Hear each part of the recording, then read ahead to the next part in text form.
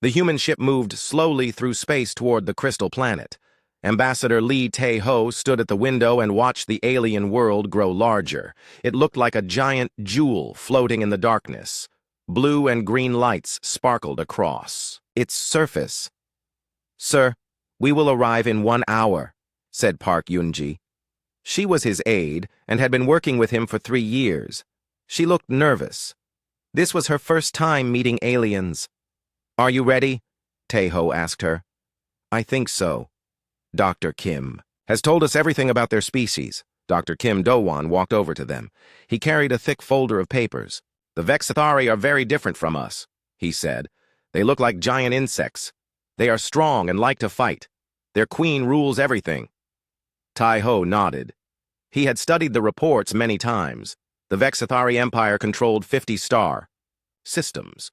They had destroyed 3 other alien races in wars. Earth needed to make peace with them, or there might be a big war. "Remember," Dr. Kim continued, "they think emotions make you weak. Never show fear or sadness. They only respect strength." The ship landed on a platform made of crystal. Everything on the planet seemed to be made of crystal. The buildings, the roads, even the trees looked like they were made of glass. Tae-ho put on his best diplomatic uniform. It was dark blue with gold buttons. He wanted to look important. The airlock opened with a loud hiss. The air outside smelled strange, like metal, and flowers mixed together. 3 Vexathari soldiers waited for them. They were 8 feet tall and covered in black shell-like skin. Their eyes were huge and had many parts, like a fly's eyes but much bigger. Sharp claws clicked on the crystal ground as they moved. "Follow," one soldier said in broken human language. Its voice sounded like grinding metal. They walked through the crystal city. Other Vexathari stopped their work to stare at the humans. Some hissed at them. Children, who looked like smaller versions of the adults, hid behind their parents. The humans were clearly not welcome here. The palace was the biggest crystal building Tae-ho had ever seen. It reached up into the clouds. Inside, the walls glowed with soft light. Their footsteps echoed as they walked down long hallways. Strange pictures covered the walls, showing Vexathari warriors winning battles against other aliens. Finally, they reached the throne room. It was enormous.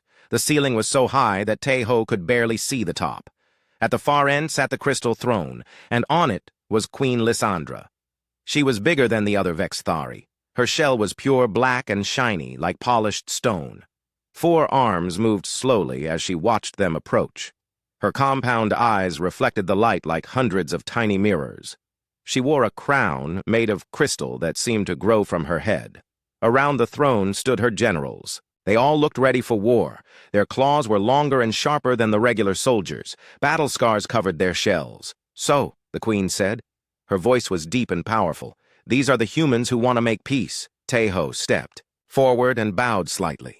Not too much, because that would show weakness. Not too little, because that would show disrespect.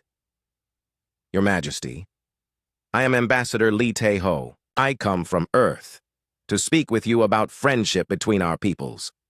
Queen Lysandra laughed. It sounded like breaking glass. "Friendship? Your species is weak. You have soft skin and small claws. You cannot even fly. Why should the mighty Vexathari Empire care about such creatures?" "Because we have things to offer each other," Tae-ho replied calmly. "We have technology that could help you, medicine to heal your wounded, art and music to—" "Art?" One of the generals stepped forward. His shell was covered in battle scars. "What use is art? Can art destroy your enemies? Can music conquer star systems?" Park Yoon-ji moved closer to Tae-ho. He could feel her fear, but she tried to hide it. Dr. Kim was writing notes furiously, studying everything he saw.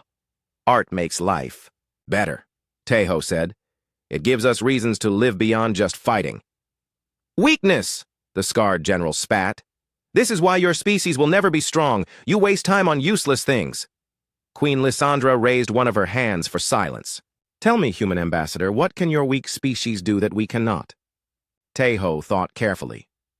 This was the most important question he would answer today. "We can see beauty in things that others think are worthless. We can find hope when everything seems lost. We can love our enemies and make them our friends. the throne room became very quiet. The only sound was the soft humming of the crystal walls. Queen Lysandra stared at Taeho for a long time. Her compound eyes seemed to be studying every part of his face. "Love enemies?" she said finally. "Impossible! Enemies must be destroyed, or they will destroy you." "Not always," Taeho said. "Sometimes enemies fight because they do not understand each other. When they learn to understand, they can become allies." "Foolish human thinking," the scarred general muttered. But Queen Lysandra did not agree with her general. She leaned forward on her throne. "You speak of strange ideas.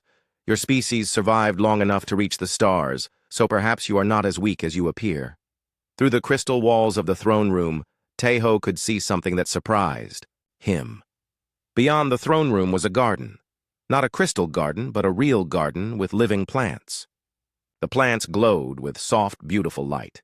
They had colors he had never seen before. Purple mixed with gold, blue mixed with silver. They moved gently, even though there was no wind. "Your garden is beautiful," he said without thinking. Every Vex Thari in the room turned to stare at him. The generals hissed angrily. Even Queen Lysandra seemed shocked that he had noticed it. "You see the garden?" she asked quietly. "Yes. Those plants are the most beautiful things I have ever seen. Do you grow them yourself?" The queen's compound eyes seemed to glow brighter for a moment. Then she remembered where she was and who was watching. Her voice became cold again. "The meeting is over. You will have 1 day to prepare your formal proposal. If it does not satisfy us, you will leave our system and never return." The guards led the humans away, but Taeho kept looking back at the garden, and he noticed that Queen Lysandra was watching him watch it. That night, Taeho could not sleep. He kept thinking about the garden behind the queen's throne. In all the reports about the Vex Thari, no one had mentioned that their queen grew flowers. They were supposed to be a race that only cared about war and conquest. Park Yun-ji found him sitting by the window of their guest room at 3 in the morning. "Sir, you should rest. Tomorrow we have to give our presentation." "Yun-ji, did you see the garden?" "Garden? What garden?" "Behind the throne. There was a garden with glowing plants. The queen grows them herself." Han Subin, their security chief, walked over. He had been checking the room for listening devices. "Sir, with respect, we should focus on the trade agreements. Dr. Kim has prepared an excellent presentation about our technology." "No," Taeho said firmly. "I want to see the garden." Choi Minho, their cultural analyst, looked up from his computer. "Sir, that would be against protocol. We cannot ask for personal meetings with alien leaders." "Why not?" "Because it is not professional. We are here for business, not to look at flowers." But Taeho had made up his mind. In the morning, he sent a message to the palace. He requested a private meeting with Queen Lysandra. Not in the throne room, but in her garden. The reply came back quickly. The queen had agreed. "This is crazy," Han Subin said. "What if it is a trap? What if she wants to kill you when no other humans are watching?" "Then you will know not to trust them," Taeho replied. "But I do not think she wants to kill me. I think she wants to talk about her flowers." Dr. Kim shook his head. "Sir, aliens do not care about flowers. They only care about power and territory." "We will see." That afternoon, 2 guards came to get Taeho. They led him through different hallways than before. These were smaller and quieter. The crystal walls here were not covered with battle pictures. Instead, they showed strange symbols that looked almost like writing. The garden was even more beautiful than he had seen through the throne room windows. It was huge, filled with hundreds of different plants.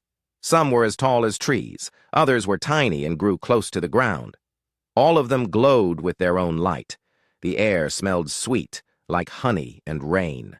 Paths made of smooth stones wound between the flower beds. In the center was a small pond with water that sparkled like liquid starlight. Queen Lysandra was waiting for him beside the pond. She looked different here. Smaller somehow, even though she was still 8 feet tall. Her forearms moved more gently as she touched the plants around her. "You came," she said. She sounded surprised. "Thank you for inviting me, Your Majesty. This place is incredible. You really think so?" For the first time, her voice was not cold and commanding. She sounded almost uncertain. I have never seen anything like it. How long did it take you to grow all this? Queen Lysandra walked to a group of tall plants that glowed blue and silver. 40 years. I started this garden when I was young before I became queen. Before you became queen? So this is your personal project? Yes. My advisors think it is a waste of time. They say a queen should focus on military strength, not growing plants. Tejo knelt down to examine a small flower that changed colors as he watched. Red became orange, then yellow, then green. What makes them glow? They absorb energy from our twin moons. During the day they store it, and at night they release it as light. She paused. You are the first person to ask me that. Question. Really? But they are so interesting. How do they change colors? The queen's compound eyes seemed to brighten. She knelt beside him, her 4 arms pointing to different parts of the flower.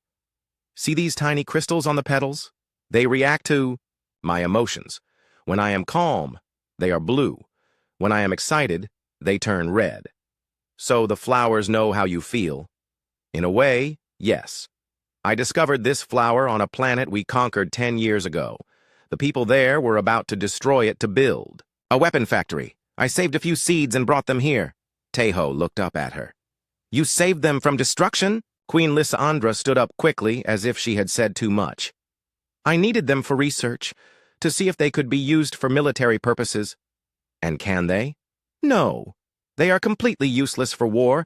They just glow. They walked through more of the garden. The queen showed him plants from dozens of different worlds. A tree that sang soft music when the wind touched it. Vines that formed patterns like writing in ancient languages. Flowers that smelled like every good memory he had, ever had. Your Majesty, Tejo said as they stopped beside a bush covered in star-shaped flowers. May I ask you something personal? She tensed. What? Why do you hide this? This garden is the most beautiful thing I have ever seen. You should be proud of it. Beauty is weakness, she said, but her voice was not convincing. My people need a strong leader, not someone who wastes time with flowers. But you are strong. You rule an empire of 50 star systems. You have never lost a war. You could destroy my entire species if you wanted to. How does growing flowers make you weak? Queen Lysandra was quiet for a long time. The flowers around them pulsed with gentle light as the twin moons rose in the purple sky. I do not know, she said finally, but that is what I have always been told. Your Majesty, on my world, we believe that creating beautiful things takes more strength than destroying them. Anyone can break something, but to make something grow, to care for it and protect it, that takes real power. She looked at him with all her compound eyes. You truly believe this? Yes. Even though I could kill you with one claw? Even though you could kill me with one claw? The queen was quiet again. Then she moved to a section of the garden Tejo had not seen yet. Here grew the most beautiful flowers of all. They looked like they were made of pure light, shifting through every color that existed and some that he had no names for. These are mine, she said softly. I created them myself. I took seeds from 12 different worlds and spent 20 years, breeding them until they became this. No one else in the universe has flowers like these. They are perfect, Tejo whispered. Queen Lysandra turned to look at him. The flowers around them pulsed brighter, responding to her emotions. You are strange human ambassador, she said. Most people who come here want to talk about weapons or trade routes or military alliances. You are the first person who wanted to see my garden. You are the first alien queen who grows flowers, Tejo replied. They stood in comfortable silence, surrounded by impossible beauty. The garden hummed with life, and the twin moons cast silver light on everything. Your Majesty, Tejo said quietly, you are prettier than these flowers. Queen Lysandra froze. Her compound eyes stared at him without blinking. The flowers around them began to glow brighter and brighter, changing through colors faster than before. What did you say? She whispered. I said you are prettier than these flowers. And these are the most beautiful flowers in the universe. For the first time in her life, Queen Lysandra smiled. Word spread quickly through both fleets. The human ambassador had done something impossible. He had made Queen Lysandra smile. In the Vex Thari Military Command Center, War Prime Ket Tarex slammed his clawed fist on the crystal table. This is not acceptable. The Queen has been bewitched by this soft-skinned alien. Perhaps she is testing him, suggested another general. Perhaps she plans to kill him when she learns his weaknesses. No, Ket Tarex hissed. I have seen the recordings. She shows him her private garden. She speaks to him like an equal. This is not testing. This is corruption. The other generals murmured agreement. For 300 years, Queen Lysandra had been the perfect ruler, strong, cold, focused, only on expanding the empire.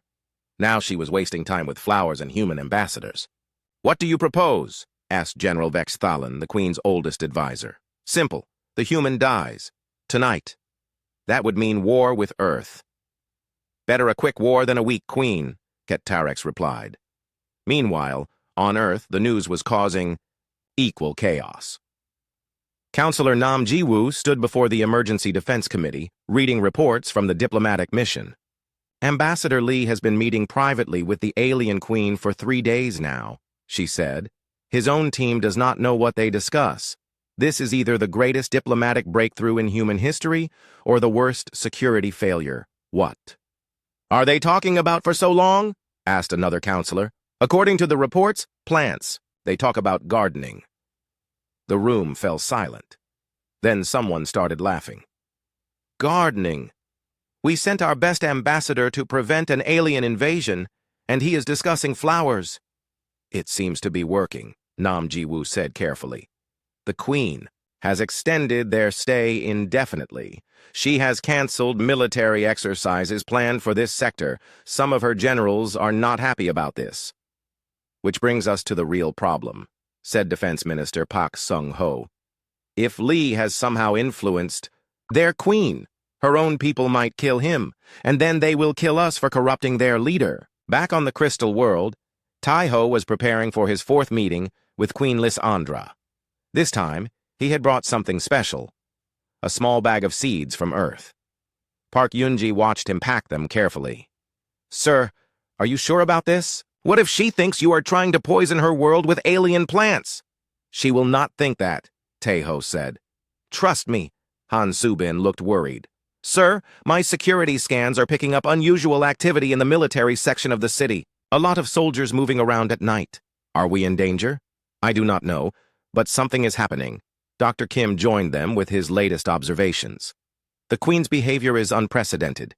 Yesterday I saw her dismiss 3 generals who interrupted your meeting. She told them your discussion of plant genetics was more important than their battle plans. That sounds like good news for peace, Yunji said. Or very bad news for the ambassador, Han Subin muttered. When Tae-ho arrived at the garden that afternoon, Queen Lysandra was waiting with something new.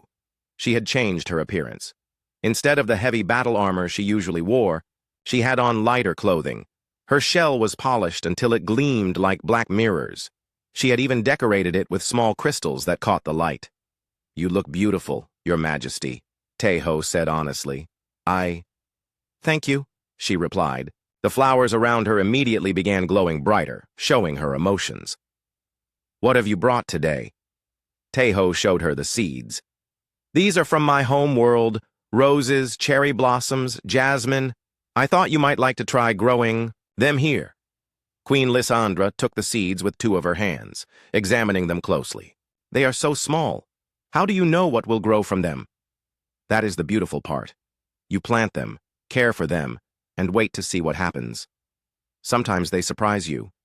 Like people, she said quietly. Yes, like people. They planted the earth seeds in a special section of the garden. As they worked together, Queen Lysandra asked questions that had nothing to do with gardening. Tell me about human families, she said. Do you choose your mates based on military strength? Sometimes. But usually we choose based on love. What is love? Tae-ho stopped digging and looked at her. Love is when someone makes you happy just by existing. when you care more about their well-being than your own, when you would rather be with them than anyone else in the universe, even if they are not the strongest, even if they cannot help you conquer new territories? Even then, Queen Lysandra was quiet for a moment. Among my people, the queen mates with the strongest male warrior. It is about creating powerful offspring, not about feelings. Do you have offspring? No. I have not found a male worthy of breeding with the queen. They are all afraid of me. Maybe they are afraid because you act like you do not care about anything except war. But I am the queen, I must be strong. You are strong, Taeho said, planting a jasmine seed. But strength does not mean you cannot care about things. Strength does not mean you cannot be gentle. My advisors would disagree. Your advisors are not you. That evening, Queen Lysandra did something that shocked her entire court. She appeared at the formal dinner without her armor, wearing the light clothing and crystal decorations from the garden. She sat next to Taeho instead of at the head of the table, and she asked him to tell stories about human culture to the assembled nobles. Taeho spoke about human art, music, literature. He told them about humans who chose to save their enemies instead of destroying them. He explained how humans found beauty in sadness, strength in forgiveness, hope in failure. Most of the Vexithari listened politely but did not understand. But Queen Lysandra hung on every word. When he recited a human poem about love surviving even death, her compound eyes glowed with unshed tears. Impossible, muttered War Prime Ket Terex. Tears are weakness. Queens do not cry. After the dinner, Queen Lysandra asked to speak with her oldest advisor, General Vexithalan, in private. You are concerned about my behavior, she said. It was not a question. My queen, you are changing. The court is confused. Some of the younger generals are beginning to question your strength. Because I show interest in something other than warfare? Because you show emotion. Because you spend time with an alien instead of planning our next conquest. Because you ask questions about love and beauty instead of military tactics. Queen Lysandra walked to her private window that overlooked the garden. In the moonlight, her earth seeds were already beginning to sprout. Tiny green shoots pushed through the alien soil. Vexithalan, I have ruled for 50 years. I have conquered more worlds than any queen before me. I have never lost a battle. Is that not proof of my strength? Yes, my queen. Then perhaps it is time I learned about other kinds of strength. My queen, if you continue down this path, there will be consequences. Ketatarex and others plot against you. They say the human has made you weak. Queen Lysandra turned from the window. Her compound eyes reflected the crystal light like tiny stars. Let them plot, she said. For the first time in my life, I am discovering what it means to be truly alive. No one will take that from me. In his quarters, Taeho lay awake thinking about the queen's tears during his poem. Tomorrow he would bring her human music. He would teach her about laughter. He would show her that strength and gentleness could exist in the same heart. He did not know that outside his window, assassins were preparing to end his life before dawn. The attack came at dawn. Taeho woke to the sound of explosions outside his window. The crystal buildings shook as starship weapons fired from orbit. Through the glass, he could see Vexithari warships shooting at human vessels in the sky above. Han Subin burst into his room, already dressed in combat gear. Sir, we are under attack. Both Vexithari and human ships are firing. It is chaos up there. What? Why are humans firing? A Black Ops team arrived during the night. Major Yang Hye-jin is leading them. They think you have been compromised, and they are here to extract you. Park Yoon-ji ran in behind him, carrying emergency supplies. Sir, we need to get to the evacuation point. Our shuttle is under heavy fire. No, Taeho said firmly. I need to get to the Queen. This is exactly what Ket Terex wanted to happen. Sir, that is suicide, Han Subin protested. Half the Vexithari military is in rebellion. They will kill you on sight. And the other half? The other half is fighting to protect the human ships. The Queen ordered her loyal forces to defend us. Taeho felt his heart skip a beat. She is defending us? Against her own people? Yes, sir. Which means she is now as much in danger as we are. Another explosion rocked the building. Through the window, Tae-ho could see smoke rising from the palace. Crystal walls were cracking and falling. In the distance, he could see the queen's garden. It was on fire. "The garden," he whispered. "Sir, we need to leave now," Yunji shouted over the noise of battle. "No, I am going to the palace." "That is insane." "Maybe, but I will not abandon her." Before his team could stop him, Tai-ho ran out of the room. The hallways were filled with Vexathari civilians fleeing the battle. Some hissed at him when they saw his human face. Others seemed too afraid to care. Outside, the Crystal City was a war zone. Loyal Vexathari soldiers fought against rebels in the streets. Buildings burned. The beautiful crystal structures that had taken centuries to build were being destroyed in hours. Tae-ho ran through the chaos toward the palace. Laser blasts flew over his head. A rebel soldier spotted him and raised his weapon, but a loyal guard tackled the rebel before he could fire. "Human!" the loyal guard shouted. "The queen asks for you! Follow me!" They fought their way through the battle toward the palace. The throne room was empty now, filled with smoke and debris. Crystal windows had been shattered by weapons fire. The beautiful walls were cracked and broken. "Where is she?" Tae-ho asked. "In her private chambers. She refuses to leave the palace." They ran through corridors Tae-ho had never seen before. These were the queen's personal rooms, decorated more simply than the grand public areas. Here, the walls showed pictures of planets and gardens instead of battles and conquests. They found Queen Lysandra in her bedroom, but she was not hiding. She was putting on armor. Real battle armor, not the ceremonial kind she wore to court. Her four arms moved quickly, strapping on weapons and protective plates. "Your Majesty!" Tae-ho called out. She turned to him. Her compound eyes were filled with anger and sadness. "You should not be here. It is not safe. Neither should you be. Here alone. I am not alone. I have loyal soldiers fighting for me, but not enough of them." Another explosion shook the palace. Part of the ceiling fell down, missing them by inches. "Your Majesty, we need to evacuate. My people have ships." "No," she said fiercely. "I will not run away. This is my world, my empire. I will not let Ket-Tarex destroy everything I have built." "But your garden is burning." Queen Lysandra stopped putting on her armor. Her hands shook slightly. "I know. All those years of work, all those beautiful plants from different worlds. They were just flowers," she said, but her voice was not convincing. "No, they were not. They were your dreams made real. They were proof that you could create as well as destroy." She finished strapping on her armor and picked up her weapons. Traditional Vexathari blades that could cut through crystal and metal. Dreams do not win wars. Maybe, but they give us reasons to fight wars. Before she could reply, rebel soldiers smashed through the door. Ket-Tarex led them, his battle scars gleaming in the firelight. "My former queen," he said with disgust. "Look at you now, talking to humans while your empire burns." "My empire burns because you started a civil war," she replied coldly. "I started a cleansing. You were corrupted by alien influence. You forgot what it means to be Vexathari." I remembered what it means to be alive. Ket-Tarex laughed, a harsh sound like breaking metal. "Alive? You mean weak, soft, pathetic." The rebel soldiers moved forward, but Queen Lysandra was faster. Her four arms moved like lightning, striking with blades and claws. She had been a warrior before she was a queen, and she had not forgotten how to fight. But there were too many of them. For every rebel she struck down, two more appeared. Tae-ho tried to help, but he had no weapons and no training. A rebel soldier grabbed him and put a blade to his throat. "Stop fighting, false queen, or the human dies." Queen Lysandra froze. "Let him go. Your fight is with me." "Our fight is with the corruption he brought.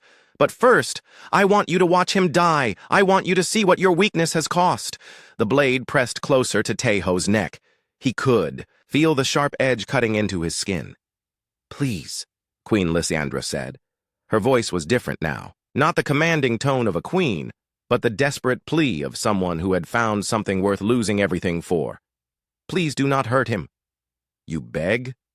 Ket-Tarex was amazed. "The queen of the Vexathari Empire begs for the life of an alien?" "Yes." "Then, you are truly lost!"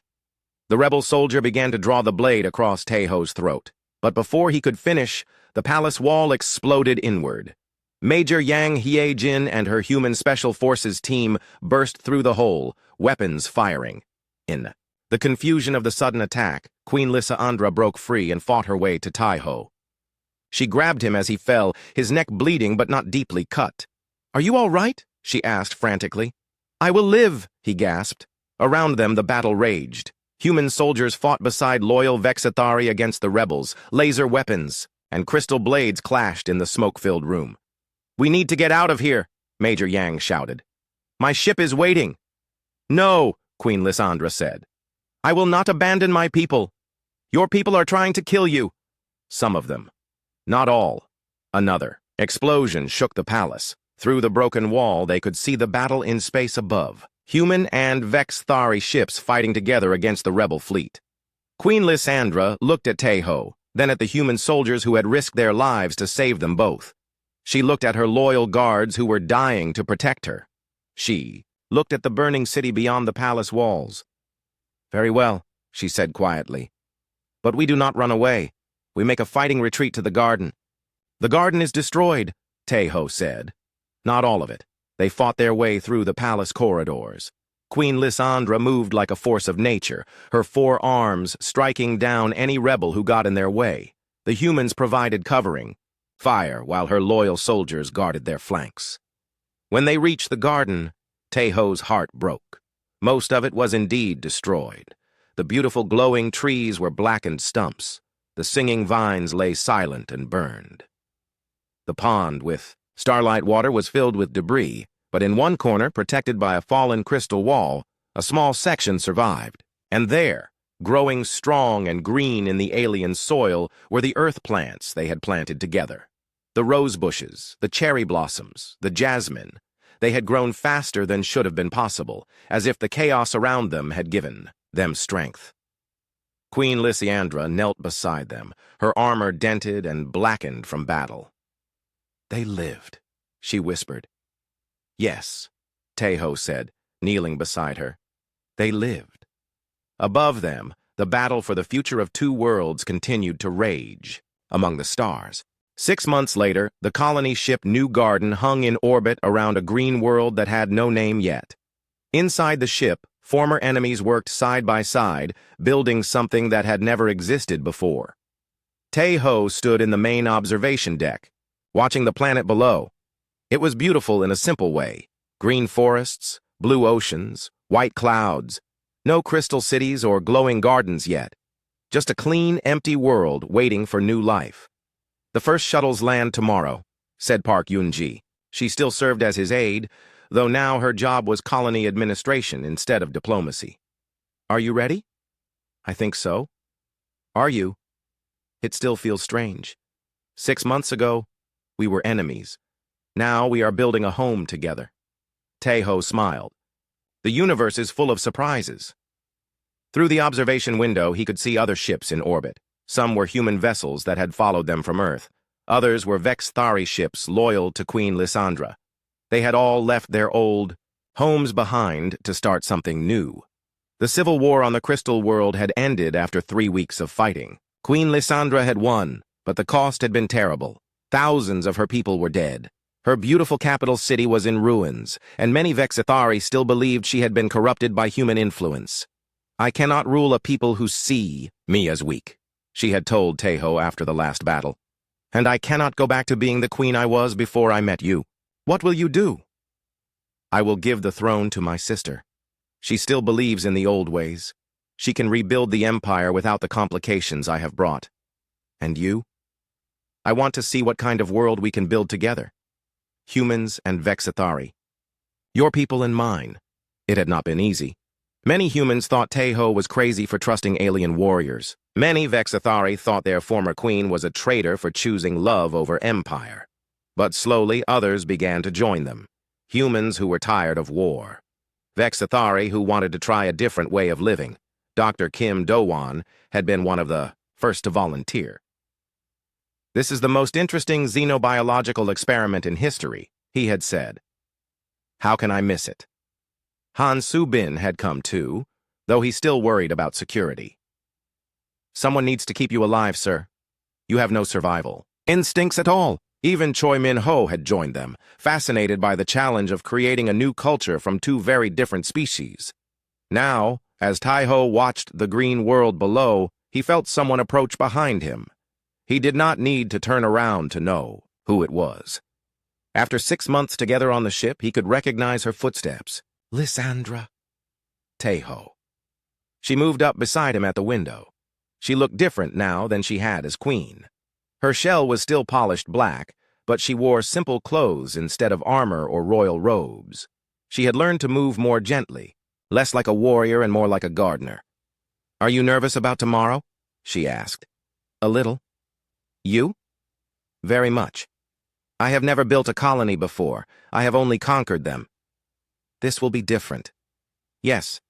Better, I hope." They stood in comfortable silence, watching their new world turn slowly below them. In the distance, Tai-ho could see construction ships already working on the surface.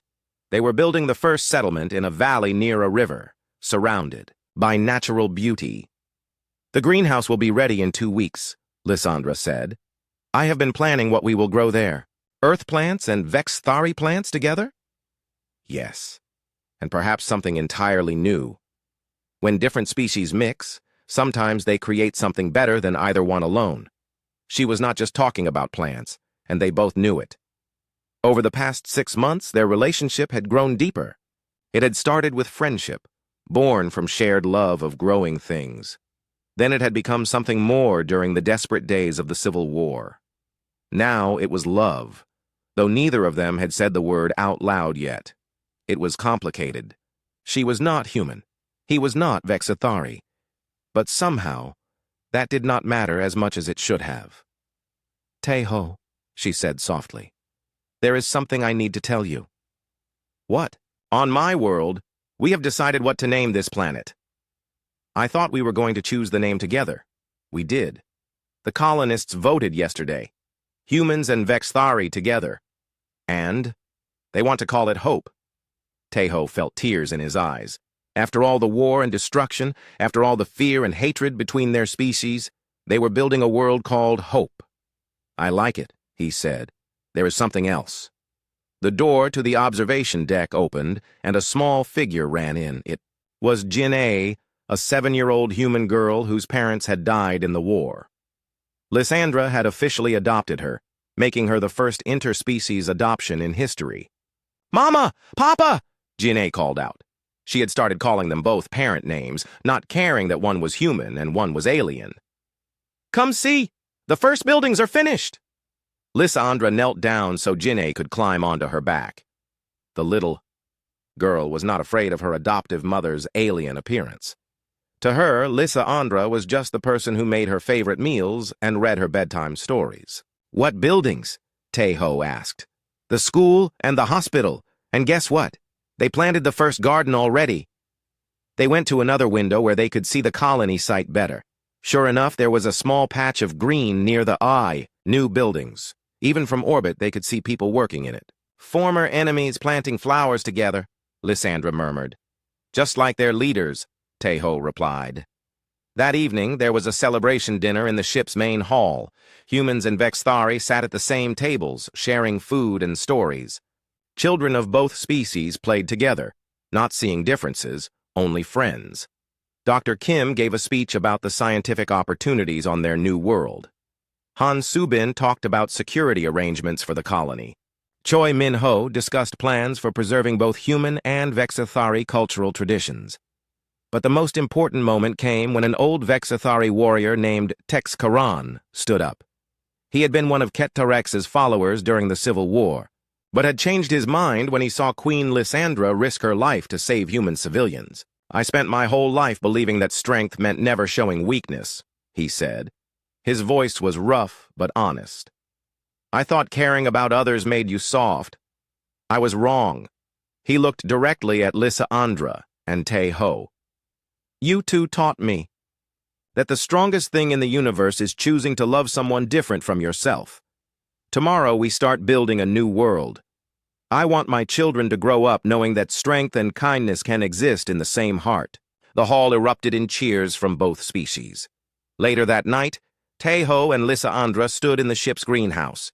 It was small, but already filled with plants from both their worlds. Earth roses grew next to Vexithari light flowers. Human vegetables shared soil with alien fruits.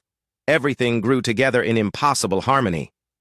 "Tomorrow we will be colonists instead of refugees," Lysandra said. "Tomorrow we will be home." She turned to look at him with her compound eyes that reflected the greenhouse lights like tiny stars. "Tejo, do you ever regret it? Giving up your career as an ambassador? You could have been important on Earth." "I am important here. We both are. We are showing the universe that different species can build something beautiful together, even when others think we are crazy." "Especially then." Lysandra moved closer to him. Her forearms gently touched his face, his hands, his shoulders. "The flowers we planted in my old garden survived the war. I remember. I brought seeds from them. They are the only things I kept from my old life." "Why those?" "Because they were the first things we created together. Because they proved that something beautiful could grow from the meeting of two different worlds." Tejo understood. He reached into his pocket and pulled out a small box. Inside were two rings, one sized for human fingers, one designed for Vexithari claws. "Lysandra," he said, "will you marry me?" Her compound eyes widened. On her homeworld, such marriages did not exist. Queens mated for political reasons, not for love. But this was not her homeworld anymore. "Yes," she whispered. "Yes, I will." They were married 3 days later in the colony's first garden. Humans and Vexithari attended together. Jin-A scattered flower petals while former warriors wept with joy. Dr. Kim performed the ceremony since he was the closest thing they had to an official. As they exchanged vows under an alien sun, surrounded by friends who had once been enemies, Tejo remembered the moment in the crystal garden when he had first told her she was prettier than the flowers. Now, watching her promise to love him for the rest of their lives, he knew he had been right. She was not just prettier than flowers. She was hope made real.